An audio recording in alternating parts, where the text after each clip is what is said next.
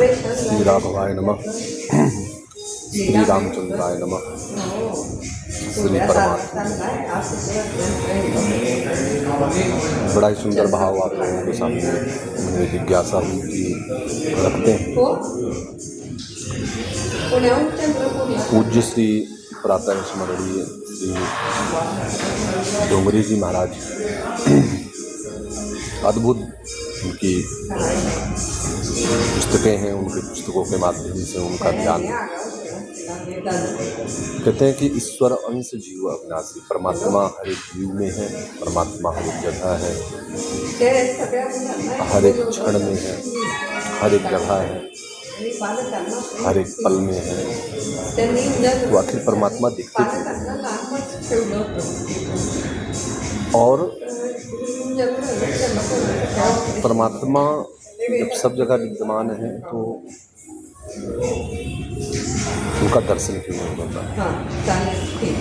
तो सबसे छोटी बात कि परमात्मा जो हर एक जीव के अंदर विद्यमान है, हर प्रकृति में विद्यमान है, हर एक जगह है, वो परमात्मा निर्गुण निराकार परम ब्रह्म, जिसको सिर्फ हम आप अनुभव कर सकते हैं।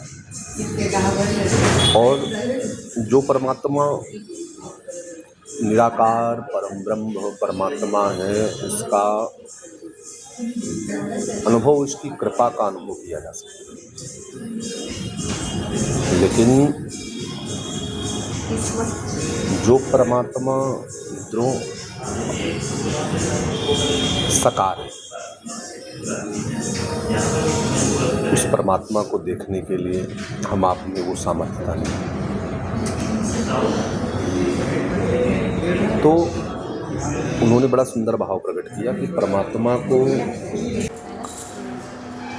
देखने की बजाय, दर्शन की बजाय, उनके नाम में जो सामर्थ्यता है, उनके नाम की जो महिमा है, वो अद्भुत है। शायद वो सुख दर्शन में नहीं जो राम के भगवान के नाम में है, कृष्ण नाम में है, राम नाम में है। तो उनके कहने का प्रायः उसका भावार्थ, उसका जो अर्थ था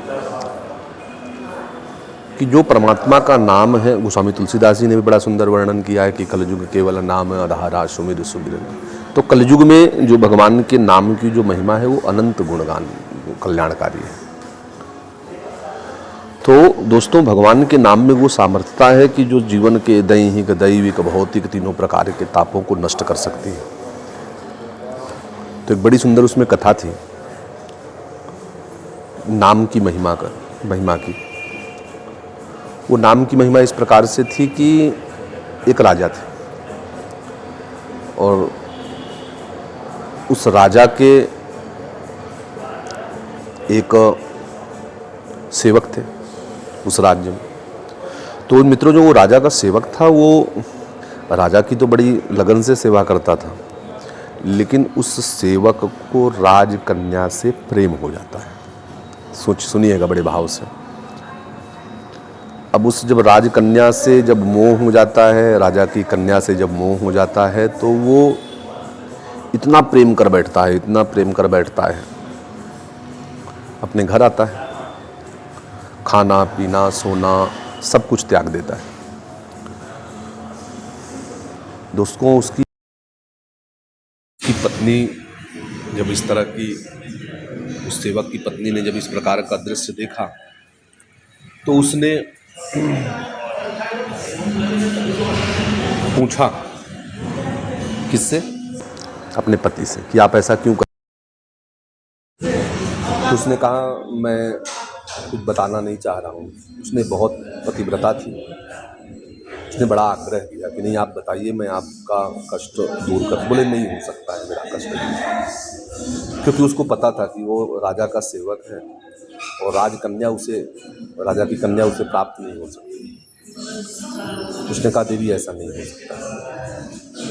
उस सेवक की पत्नी ने कहा कि एक बार बताइए तो मैं ज़रूर प्रयास करूँगी। उसने बताया कि मुझे राजकन्या से प्रेम हो गया और उस प्रेम में मैं इतना दीवाना हो चुका हूँ कि मैंने सब कुछ छोड़ दिया, अन्न त्याग दिया, जल त्याग दिया, सोना उठना बैठना। मैंने कहा अगर ऐसी बात है तो मैं ज़रूर प्रयत्न करूँगी। और वो जो दासी थी रानी की सेवा में लग गई, सेवा और बढ़ा दी। सेवा इतना बढ़ा दी कि रानी ने एक दिन पूछा दासी से, क्यों दासी आजकल सेवा मेरी बहुत बढ़ा दी है, बहुत प्रेम से कर रही है। बोले जी ज़रूर। रानी ने कहा कि कुछ मांगो मेरे से। दासी ने कहा मैं आपसे क्या मांगूं, बात तो सुनेंगी तो आपको भी बड़ी पीड़ा होगी। बोले नहीं तू बता। बोले बात ये है कि मेरे जो पति हैं, जो राजा के सेवक हैं, वो आपकी कन्या राजकन्या से उनको प्रेम हो गया है, और मैं एक पत्नी हूँ, पत्नी के नाते एक पति की वेदना को, पति की पीड़ा को दूर करना मेरा दायित्व है। तो मैं ये आपसे रखती हूँ कि मेरे पति का कष्ट दूर हो जाए, अगर आपसे हो सके तो आप मेरा सहयोग करें।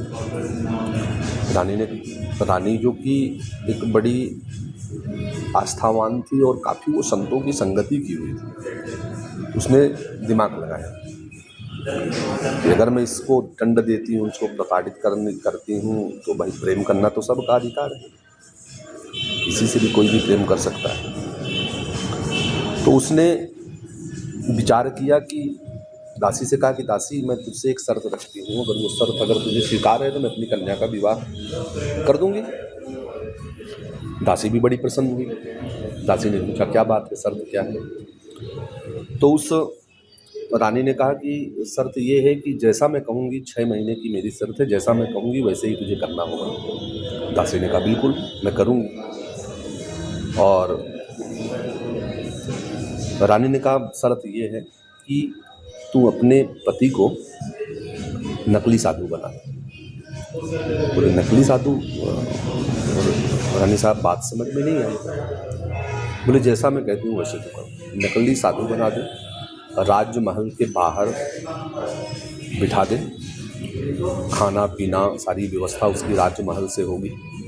6 महीने तक कर दे, 6वां महीना जैसे ही पूर्ण होगा मैं अपनी कन्या को लेकर के आ जाऊंगी और अपनी कन्या दे करके आ जाऊंगी। दासी भी बड़ी प्रसन्न हुई। दासी तुरंत भागी आई, अपने पति से बताई। पति भी बड़ा प्रसन्न हुआ। बोले कोई बात नहीं, मैं तो जब अन्न त्याग सकता हूँ, जल त्याग सकता हूँ, सोना उठना बैठना सब कुछ त्याग सकता हूँ, तो 6 महीने की बात है, 6 महीना नकली साधु बन जाऊँगा।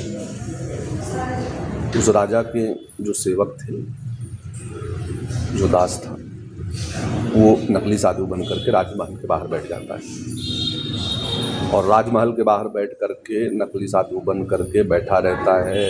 राम नाम का, भाई साधु बना है तो कुछ ना कुछ तो करना पड़ेगा, तो राम नाम का गुणगान करना चालू कर देता है। राम राम राम राम राम, जय श्री राम जय श्री राम जय श्री राम।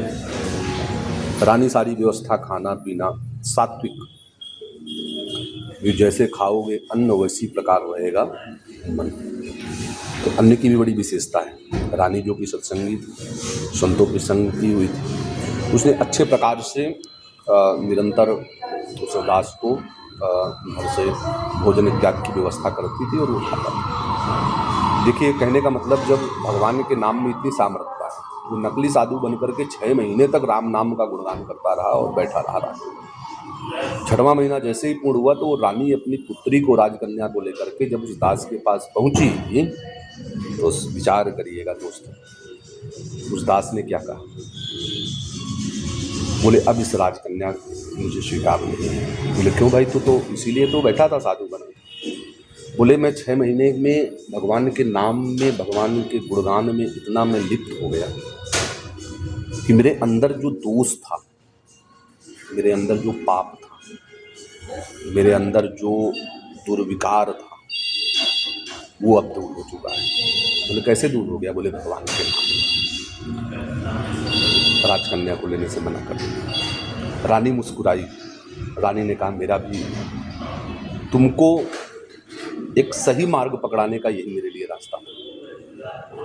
और वो दास भगवान पे इतना लिप्त हो गया, भगवान के गुणगान पे इतना लिप्त हो गया कि निरंतर भगवान का गुणगान करने लगा। और परम भक्त बन गया भगवान का। तो कहने का तात्पर्य कि पूज्य प्रातः स्मरणीय श्री राम भद्राचार्य जी कहते हैं कि मुझे भगवान के दर्शन नहीं चाहिए, क्योंकि जो आनंद भगवान के नाम में है ना दोस्तों, वो शायद उस दर्शन पे नहीं है।